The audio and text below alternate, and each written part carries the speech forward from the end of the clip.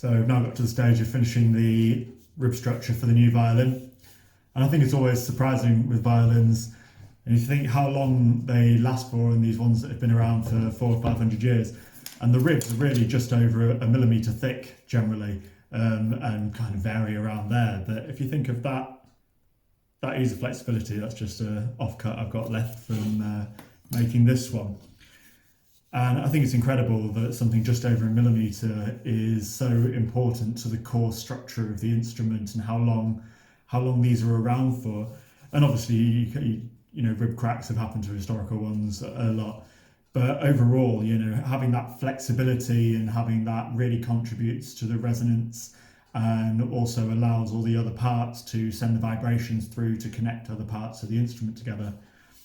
As you can see, it looks a bit thicker in this video, so what's actually in there as well. Once the ribs are on, you have linings, so reinforced spruce linings, which add a bit more structure to it, a bit more stability, and then also add a much better gluing platform, because if you just left 1 millimetre around the edge, essentially, there'd be nothing to connect the bottom and the top to, so it would be a very loose structure, and I'm sure you'd have plenty of repairs to do on that. Especially as the seasons change as well, as I'm sure you have fun with that anyway. So with this kind of style of mould, we start with the C bouts, and then we have the bottom and the top bouts coming on after. So you get this overlap of the ribs over the C bout joint. So this is a Cremonese style.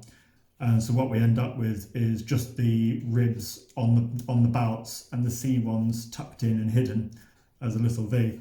It's purely stylistic really, and it's just the way that the Cremonese went about it, and you'll see pretty much every violin these days uses it.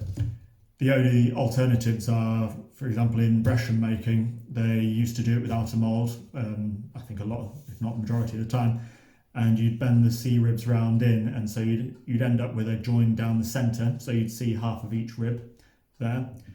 You may also see that quite commonly on German violins, which were made with an outside mould, and they also did the same structure, so you'd end up with a join in the middle, but they didn't use the same methodology, and a lot of time they might have fake blocks or very small blocks in just to reinforce them. So now we've got to this stage, we've basically got the kind of defined outline of the instrument. So with the joint plates, the front and the back, this can now go on to actually guide the final outline of both the sides and get the outlines done, get the shapes done, and start building in the arching shape. So we're starting to build up the body. This is a kind of starting reference point in that kind of sense. And we will get on to the shaping and the tuning and all the other elements, bringing all the character into the instrument as well. So I'll let you know how we go on those as we go along with them. And I'll see you next time.